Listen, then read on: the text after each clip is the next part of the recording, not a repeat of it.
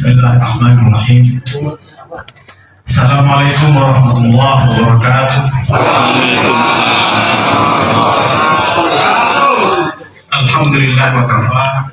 Wassalatu wassalamu ala rasulillah as-siddiq wal wafa. Asyhadu an la ilaha illallah wa asyhadu anna Muhammadan Mustafa wa ala alihi wa sahbihi ajma'in. Bapak Ibu jemaah salat fardu isya dan salat tarawih yang dirahmati Allah Subhanahu wa taala. Kita bersyukur kehadirat Allah Subhanahu wa taala. Allah sudah menjadikan kita sebagai makhluk yang paling indah di muka bumi. Makhluk yang paling paripurna. Makhluk yang paling sempurna. Makhluk yang tiada duanya, begitu indah. Laqad khalaqnal insana fi ahsani taqwim. Salawat dan salam disampaikan untuk junjungan besar Muhammad sallallahu alaihi wasallam. Allahumma shalli wa sallim wa barik ala Muhammad wa ala alihi wa sahbihi ajma'in. Bapak Ibu yang saya muliakan, adik-adik yang mencatat, judul yang akan sampaikan pada malam hari adalah sifat kasih sayang Allah. Bapak Ibu, Allah adalah Tuhan pencipta alam, satu-satunya Tuhan. Dan Tuhan ini Maha Pengasih, Maha Penyayang. Sifat belas kasih Allah itu tak ada ujungnya. Sejak ayat pertama Al-Fatihah, Allah sudah mendeklarasikan dirinya sebagai Maha Pengasih, Maha Penyayang. Bismillahirrahmanirrahim. Itu ayat pertama, Bapak Ibu. Ayat pertama isinya deklarasi tentang kasih sayang yang dimiliki Allah. Ar-Rahman Ar-Rahim, dua sifat yang Allah sebutkan. Sifat pertama menunjukkan kasih sayang yang terbatas. Artinya apa? Kasih sayang Allah yang hanya di dunia. Kepada siapapun Allah berikan. Jangan heran kalau orang-orang non-muslim lebih kaya dari kita, lebih sukses dari kita dalam konteks dunia. Itu karena memang Allah memberikan kepada siapapun. Itu sifat Allah Ar-Rahman. Di siapapun Allah akan berikan sifat itu. Tapi kasih sayang sifat Ar-Rahim itu hanya terbatas untuk orang-orang beriman dan di akhirat nanti, tidak di dunia. Nah, maka lengkap sudah Bismillahirrahmanirrahim dengan nama Allah yang penyayang di dunia dan Allah yang penyayang di akhirat. Itu Bapak. Itu ayat pertama. Tidak cukup hanya ayat pertama. Ayat ketiga Allah ulang lagi. Ar-Rahman Ar-Rahim, Maha Pengasih, Maha Penyayang. Di sini banyak tafsir yang mengatakan Bismillahirrahmanirrahim dengan Ar-Rahman Ar-Rahim sama saja.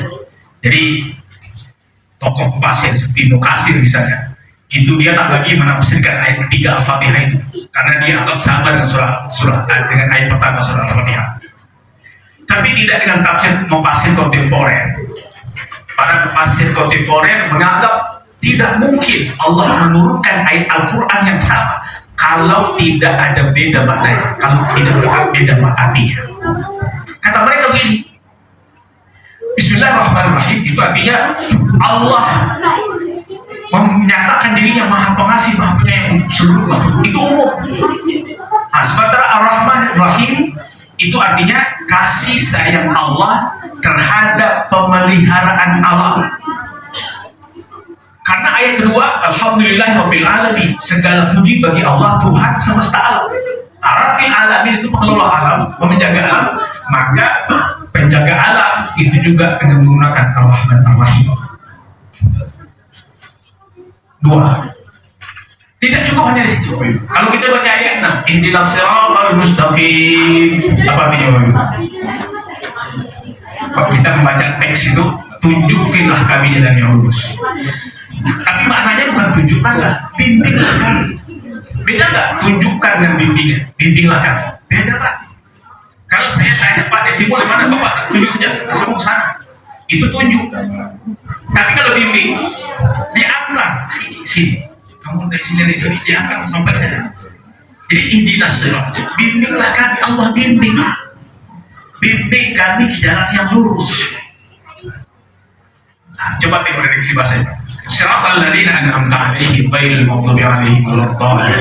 Jalan lurus itu apa? Siratal ladzina an'amta 'alaihim. Jalan orang yang telah engkau, ada kata engkau, an'amta. Siapa engkau itu? Allah. Jalan orang yang engkau Allah telah beri nikmat pada mereka. Jadi dalam konteks pemberian nikmat Allah menyebut dirinya. Tapi coba tengok ayat berikutnya. Ghairil maghdub, dalam konteks murka Allah tidak menyebut dirinya, tapi dijadikan bahasa pasif. Bukan jalan orang yang dimurkai. Beda tuh. Redaksi ayat beda. Dengan angka dengan al-maghdub itu beda. Itu menunjukkan bahwa dalam konteks kasih sayang, nikmat Allah nampakkan dirinya betul-betul penyayang. Tapi dalam konteks murka Allah tutup murkanya itu. Bapak Ibu siapa lagi? Jadi artinya apa? Semua teks Al-Quran, teks hadis yang berisi perintah dan larangan itu karena kasih sayang Allah. Apapun itu. Bapak Ibu coba kita cek lagi. Sholat subuh susah nggak sih, Pak? Susah bangun? Susah. Kenapa susah, Pak? Karena tak terbiasa. Tapi apakah karena susah itu Allah menyiksa kita? Tidak, Pak. Sholat subuh kalau Allah suruh bangun jam 4:30 itu apa maksudnya? Coba Bapak bayangkan ini. Orang tidur dari jam 9. Tidur dia. Berapa jam dia tidak bergerak? 10, 11, 12, 1, 2, 3, 4 sampai jam 8 jam. Itu kata saya baca dari sumber kesehatan. Orang yang tidak bergerak 8 jam, pembuluh darah itu menyempit 50%. Coba. Yang 100% lancar kita bergerak tiba-tiba tidur, itu menyempit jadi 50%. Berarti setengah mati kita jam 3. Jam 3 itu kita sudah setengah mati. Maka itu Allah suruh bangun. Kenapa? Karena Allah sayang kita, jangan mati. Maka itu kalau kena sakit setelah jam 3 itu biasanya tak lama. Karena memang Allah suruh bangun karena Allah sayang kita. Ya Bapak Ibu. Puasa Bapak Ibu. Kenapa Allah suruh kita puasa? Apakah Allah tidak suka atau tidak Allah benci dan tidak? Sama sekali tidak. Coba Pak, kalau kita umur kecil sampai umur 30, Bapak pernah mikir nggak makan apa? Makan gula, makan nasi, makan garam, makan semuanya.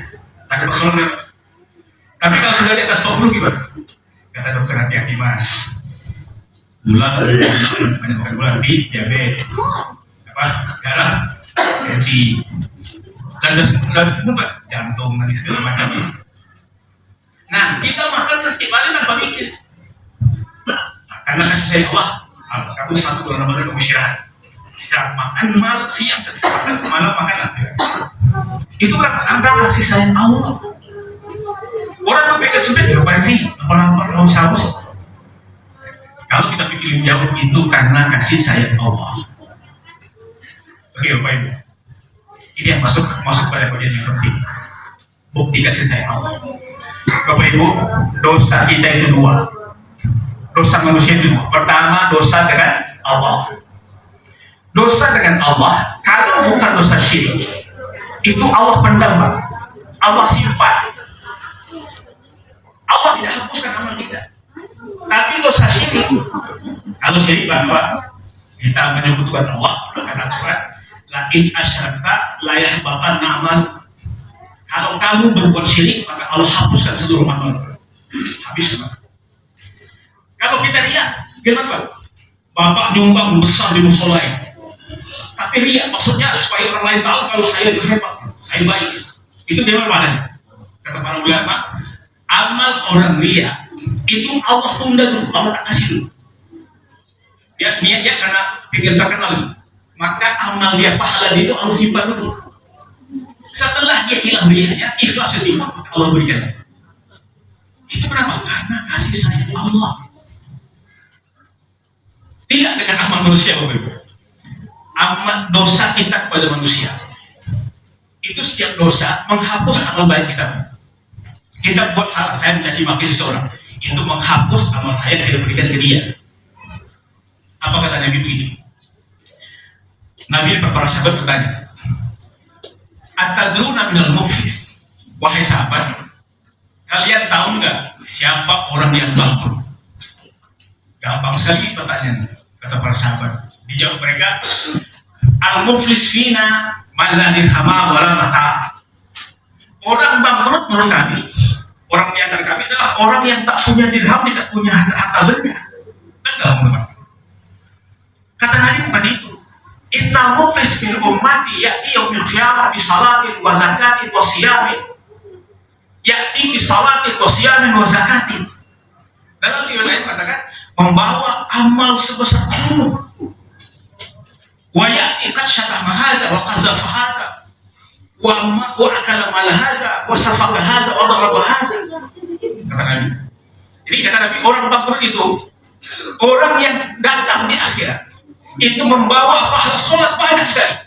Dari muda dan kecil akan teruskan sholat. Waktu dijaga, sholat sunnah dikerjakan, sholat tahajud tidak pernah ditinggalkan, duha selalu diserahkan. Dibawa semua ke akhirat. Dia juga bawa pahala zakat, pahala haji, pahala puasa lengkap semua.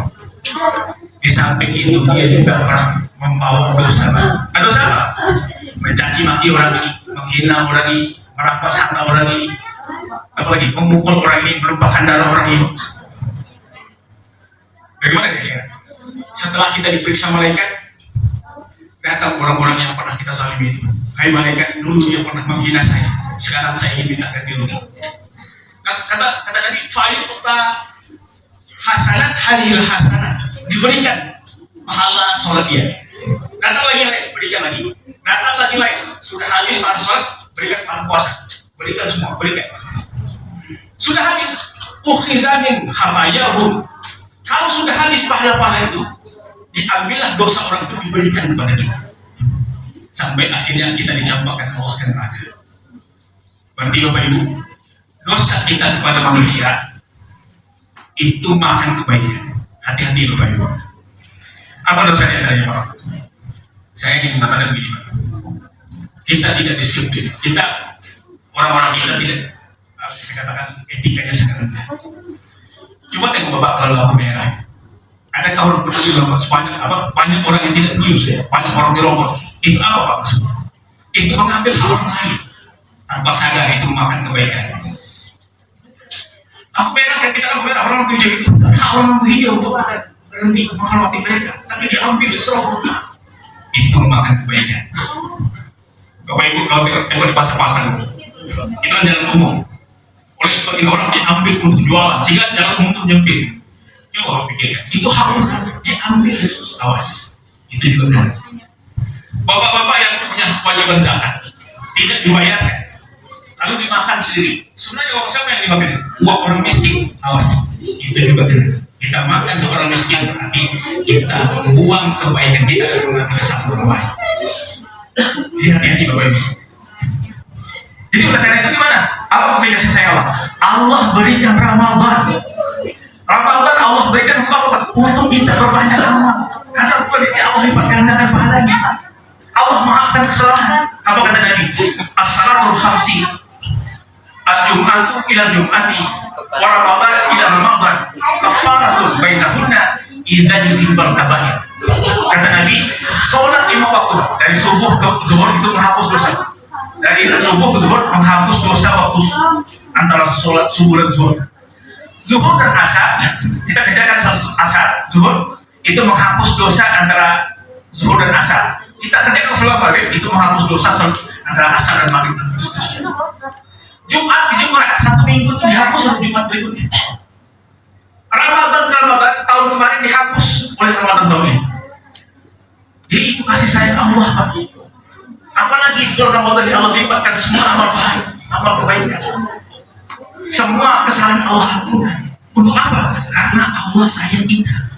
Jadi apa yang kita lakukan? Maksimalkan Ramadan. Kata Nabi, "Man Ramadan imanan wa ihtisaban ghufira lahu ma taqaddama min dzambi." Siapa yang berpuasa di bulan Ramadan karena iman dan mengharap pahala, Allah akan ampunkan dosa-dosanya. Yang kedua, "Man qama Ramadan imanan." Siapa yang mengqiyamkan Ramadan sekarang tarawih.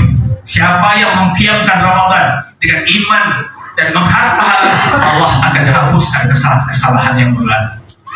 Jadi mudah-mudahan puasa kita di siang hari, qiyam kita di malam hari, kemudian Ramadan kita tahun ini Allah hapuskan semua dosa-dosa kita, dan insya Allah Allah timbun pahala-pahala kita nanti akan kita terima di akhirat Allah Subhanahu Wa Taala. Amin.